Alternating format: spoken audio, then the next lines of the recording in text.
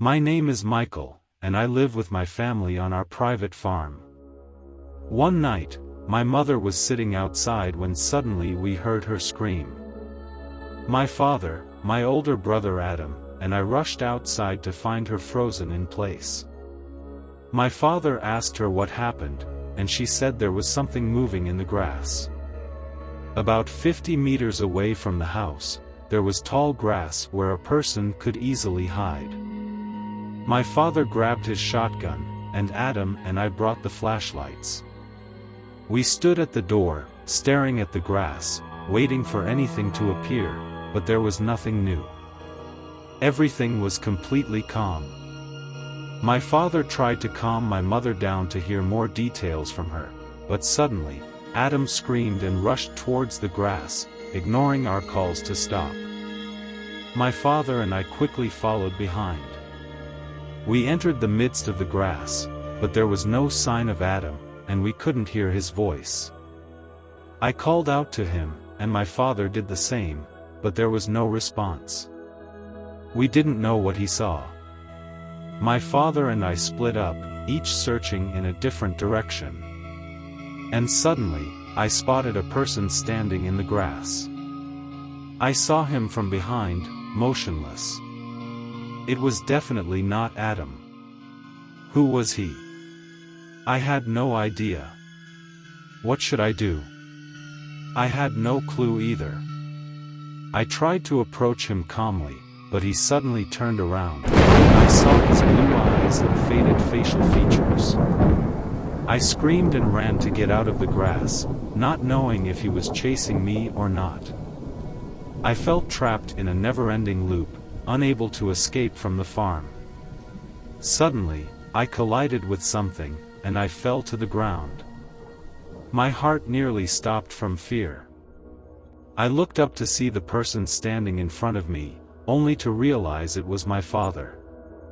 He calmed me down, and we hurriedly left the farm. That was the strangest night I had ever experienced in my life.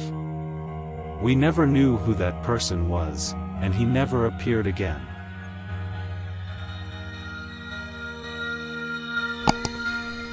My name is Sam, and I have been working on this farm for 3 years. One night, we heard a scream-like sound coming from the barn. I was getting ready to sleep when I stepped out of my room to find Mike, the farm owner, standing in front of my door asking if I had heard the sound. We grabbed our flashlights and headed towards the barn. Outside, we were surprised to see a faint red light emanating from inside the barn. We looked at each other in silence. Mike had brought his own shotgun, which he now held on his shoulder. As we approached the barn, he gripped the weapon and aimed it towards the barn door. We stood before the door, unable to make a decision whether to open it or not. We attempted to listen for any sounds from inside, but to no avail. Unsure of what to do. I tried hinting that we should go back to the house and enter the barn in the morning, but Mike rejected the idea. He decided that we should enter the barn and slowly open the door. He entered first, holding his weapon, and I followed closely behind. There was nothing but darkness inside, with only the sounds of a few awakened sheep. We started scanning the area in different directions, trying to discover anything unusual, but to no avail. Mike said, "There's nothing here. Let's go." And suddenly, our flashlight went out. We found ourselves surrounded by darkness, and then a dim red light illuminated the barn. We had no idea what was happening. The animals in the barn woke up, screaming. We tried to leave through the door, only to find it closed. Fear gripped us as a lamb's eyes turned red, and it stood on its hind legs. Mike aimed his gun at it and fired, but he missed. I rushed to the door, desperately trying to open it. When it finally opened, Mike and I rushed out of the barn, gasping for breath. This was the strangest night I had ever experienced in this job, but fortunately, it never happened again.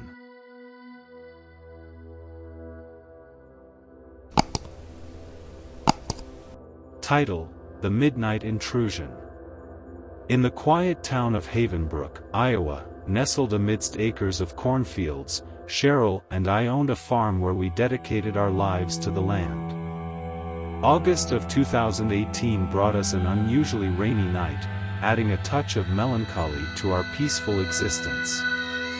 Being surrounded by vast stretches of farmland meant that our neighbors, James and Emily, were the closest companions we had. We shared a bond born out of the solitude that comes with living in rural Iowa. They were the only ones we could count on for friendship and support. One fateful weekend, we invited James and Emily over for drinks and lively board game sessions. Laughter filled the air as the rain poured outside, adding an intimate ambience to the evening. However, the alcohol began to take its toll, and our fatigue started to overshadow the jovial atmosphere. As we settled in to watch a movie, our eyelids grew heavy, and the wine embraced us with its drowsy embrace. It seemed like we would drift off to sleep on the couch, wrapped in each other's arms, when a knock disrupted the tranquility of the night. The late-hour knock on our front door was a rare occurrence, unheard of in our quiet corner of the world. Yet, accompanying the knocks, a faint voice reached our ears. Curiosity tinged with caution urged us to lower the volume of the TV, straining to catch the words. Another round of knocks echoed through the house, accompanied by a desperate plea for help.